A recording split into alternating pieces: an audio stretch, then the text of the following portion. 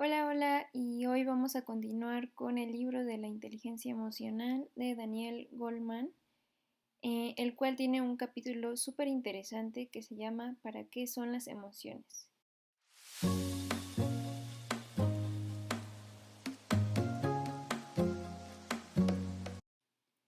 Y bueno, el autor inicia contando la historia de una pareja con una hija de 11 años que estaba en silla de ruedas porque tenía parálisis cerebral, los cuales viajaban en un tren que desafortunadamente cayó al río. Entonces los padres hicieron todo lo posible para que su hija saliera del vagón, sin embargo ellos murieron al final. El autor lo describe como un momento de valentía por asegurar la supervivencia de su hija, y que estos episodios de sacrificio paterno por sus hijos se han repetido a lo largo de la historia y de la prehistoria.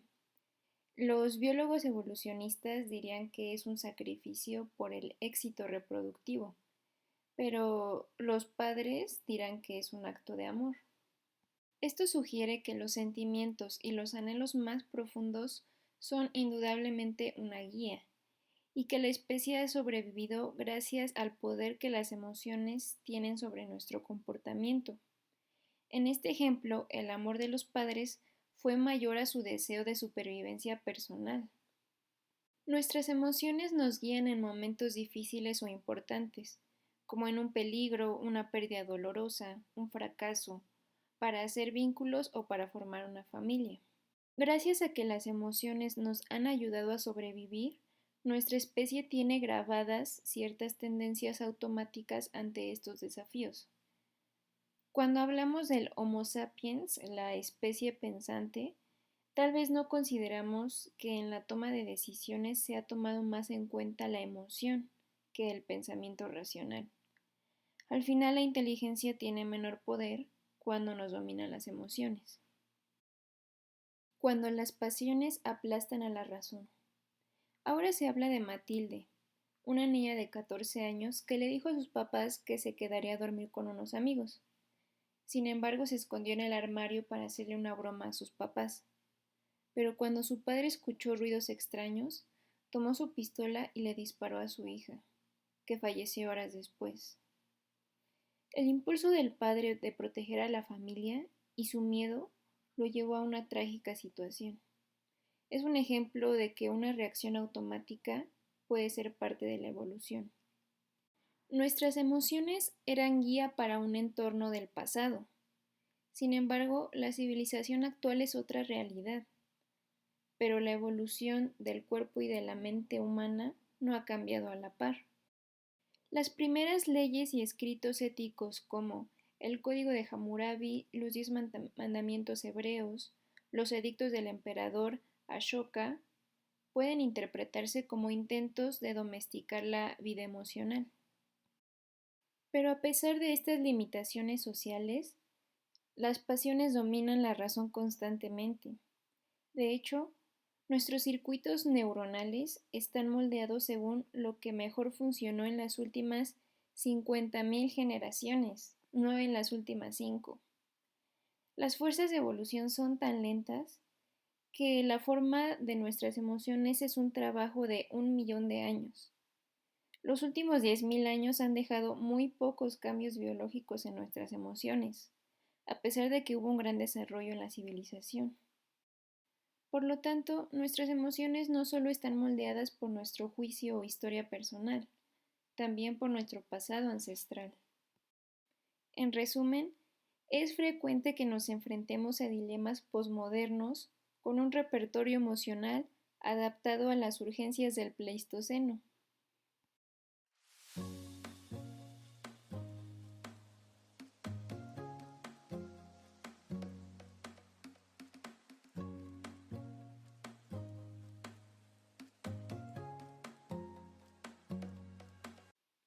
Impulsos para la acción. El autor cuenta cuando una vez iba manejando y una borrasca de nieve cubrió el camino. No vio nada, le dio ansiedad, frenó y se estacionó en la orilla hasta que el camino fuera visible. Cuando continuó manejando, se dio cuenta que frente a él unas personas habían chocado y de no haber frenado, él se les hubiera unido. El temor y la cautela lo salvaron ese día, como cuando un conejo se paraliza al ver pasar un zorro. Las emociones son planes instantáneos para enfrentarnos a la vida. La raíz de la palabra emoción es motere, del verbo latino mover, y el prefijo e es alejarse, lo cual sugiere que en toda emoción hay una tendencia a actuar. Cada emoción cumple una función y provoca cambios físicos, ya que prepara el cuerpo para distintas respuestas. La ira. La sangre fluye a las manos, lo que ayudará a tomar un arma o a golpear al enemigo. Aumenta el ritmo cardíaco, la adrenalina, lo cual favorece una acción vigorosa. El miedo. La sangre se va a los músculos grandes, como los de las piernas, para que sea fácil huir. El rostro se hace pálido porque disminuye la cantidad de sangre en él. El cuerpo se congela por un instante. Podría ser para evaluar si esconderse es una opción. También se liberan hormonas que nos ponen en alerta. La felicidad. El sistema nervioso bloquea sentimientos negativos y aumenta la energía disponible. El cuerpo experimenta una tranquilidad, descanso y una disposición a hacer tareas o esforzarse por cumplir metas. El amor. Los sentimientos de ternura y satisfacción amorosa provocan lo contrario al estado de lucha o huida. Hay un estado de relajación que facilita la cooperación. Sorpresa. Se levantan las cejas, lo cual permite un mayor alcance visual y que llegue más luz a la retina, lo cual ayuda a obtener más información del acontecimiento inesperado y tomar una mejor decisión. Disgusto. El labio superior se tuerce hacia el costado y la nariz se frunce. Según Darwin, es un intento de bloquear las fosas nasales para evitar el olor nocivo o escupir un alimento perjudicial. Tristeza. Ayuda a adaptarse a una pérdida significativa, como a una muerte o una decepción. Produce una caída en la energía y en el entusiasmo por otras actividades divertidas. Si se hace muy profunda, puede caer en la depresión, donde el metabolismo se hace más lento. Este aislamiento introspectivo da la oportunidad para poder llorar por la pérdida y comprender sus consecuencias. Posteriormente, se recupera la energía y se planifica un nuevo comienzo. Nuestros ancestros entristecidos y vulnerables se quedaban en casa donde se sentían más seguros. La realidad pasada, cuando se forjaron estas respuestas emocionales, sin duda era más dura. Pocos niños sobrevivían la infancia, los adultos vivían unos 30 años, los depredadores podían atacar en cualquier momento, había sequías, inundaciones, etc. Su principal preocupación era la supervivencia, pero con la llegada de la agricultura y la formación de sociedades rudimentarias, aumentó la posibilidad de supervivencia. Estos avances ocurrieron en los últimos 10.000 años. Por lo tanto, la ira que nos permitía sobrevivir en el pasado, en un entorno actual mucho más seguro, se puede volver exagerada, incluso puede ocasionar una tragedia. Nuestras dos mentes. El autor cuenta que tenía una amiga la cual pasó por un divorcio doloroso, debido a que su esposo la engañó con una mujer mucho más joven en su trabajo. Unos meses después, la mujer le dijo que le gustaba la independencia, que ella no pensaba en él, mientras sus ojos se humedecían. Ella estaba triste a pesar de decir lo contrario. Uno es un acto de la mente racional y otro es un acto de la mente emocional. Podría decirse que tenemos dos mentes, una que piensa y otra que siente, las cuales interactúan. La mente racional da una comprensión de la que somos más conscientes, reflexivos y analíticos. La emocional es más impulsiva, más poderosa y a veces ilógica. Se podría decir que es el corazón y la cabeza. Cuanto más intenso es un sentimiento, más dominante es la mente emocional y más ineficaz es la racional. Evolutivamente esto nos ayudó a tener respuestas instintivas rápidas, porque detenernos a reflexionar podría habernos costado la vida. Sin embargo, normalmente están equilibradas. ¿Cómo creció el cerebro? Para comprender mejor las emociones, es conveniente conocer cómo evolucionó el cerebro, que pesa aproximadamente 1,5 kilos y es 3 veces más grande que el cerebro de nuestros parientes primates más cercanos. Se sabe que el cerebro creció de abajo hacia arriba, por lo tanto ahora veremos lo que es el tronco encefálico. Es la parte más primitiva del cerebro humano y es compartida con todas las especies con un sistema nervioso mínimo. Es la que regula las funciones vitales básicas como la respiración, el metabolismo, algunos movimientos estereotipados, entre otros. Pero no se puede decir que este cerebro primitivo piense o aprenda. Es más bien un conjunto de reguladores preprogramados que mantienen a nuestro organismo funcionando y que aseguran la supervivencia. Este cerebro fue predominante en la era de los reptiles. Posteriormente surgieron los centros emocionales y millones de años más tarde surgió la neocorteza o el cerebro pensante en las capas superiores del cerebro. Por lo tanto, el cerebro emocional surgió mucho antes que el pensante.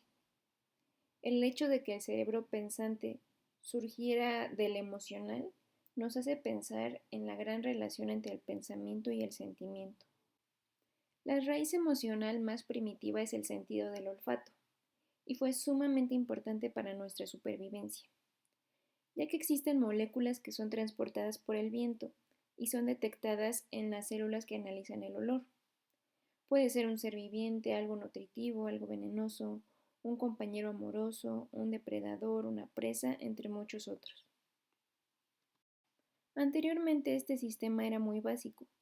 Había una capa de células que clasificaba el olor en comestible, tóxico, amorosamente accesible o como un enemigo, y otra capa que enviaba los mensajes a otras partes del cerebro para dar la orden de morder, escupir, alejarse, huir, perseguir, etc. A partir del lóbulo olfativo empezaron a evolucionar algunos centros de emoción básicos, los cuales rodearon la parte superior del tronco cerebral que ya vimos. Se le denominó sistema límbico ya que la palabra limbus en latín significa borde.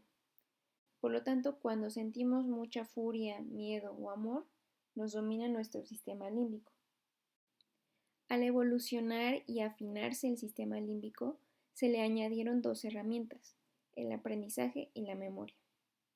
Esto le ayudó a salir de algunas reacciones automáticas e invariables, lo que le permitió adaptarse mejor al medio. Un ejemplo sería relacionar un alimento con una enfermedad y después evitar comerlo.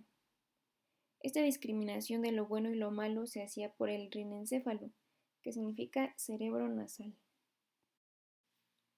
Finalmente veremos la neocorteza. Hace 100 millones de años, el cerebro de los mamíferos se desarrolló repentinamente. Sobre la parte superior del cerebro, donde se planificaba y coordinaba el movimiento, se le añadió la neocorteza, la cual era mucho más intelectual. La neocorteza del Homo sapiens es mucho más grande que la de cualquier otra especie. Esta es la que nos define como humanos, es el asiento del pensamiento y nos ayuda a comprender lo que perciben nuestros sentidos. Así podemos tener sentimientos respecto a ideas, arte, símbolos y la imaginación. Esto nos ha permitido sobrevivir ante la adversidad y heredar estos genes con esa programación. Nos ayuda a trazar estrategias, a planificar a largo plazo. Gracias a la neocorteza existe el arte, las civilizaciones y la cultura. La neocorteza también matiza la vida emocional. Hagamos un ejemplo con el amor. El sistema límbico genera sentimientos de placer y deseo pasional. Pero cuando se conecta con la neocorteza, puede hacer conexiones mucho más profundas, como el vínculo madre-hijo, el compromiso a largo plazo con la crianza, la unión familiar, etc. Así el hijo durante la infancia puede continuar con el desarrollo y la maduración de su cerebro, aumentando las conexiones entre los circuitos cerebrales. Algunas especies sin neocorteza, como los reptiles, carecen de afecto maternal. Cuando las crías salen de su huevo, deben de ocultarse para no ser devoradas. En el humano, las zonas emocionales están entrelazadas y comunicadas con la neocorteza. Cuando un humano siente miedo, no solo huye, también puede llamar al policía. Pero al final las emociones tienen un poder inmenso para influir en el pensamiento. Y bueno, eso es todo. Espero que hayan disfrutado mucho el video. Yo lo disfruté mucho haciéndolo. Espero que les sirva, que le den me gusta, suscribirse y que regresen para los próximos videos.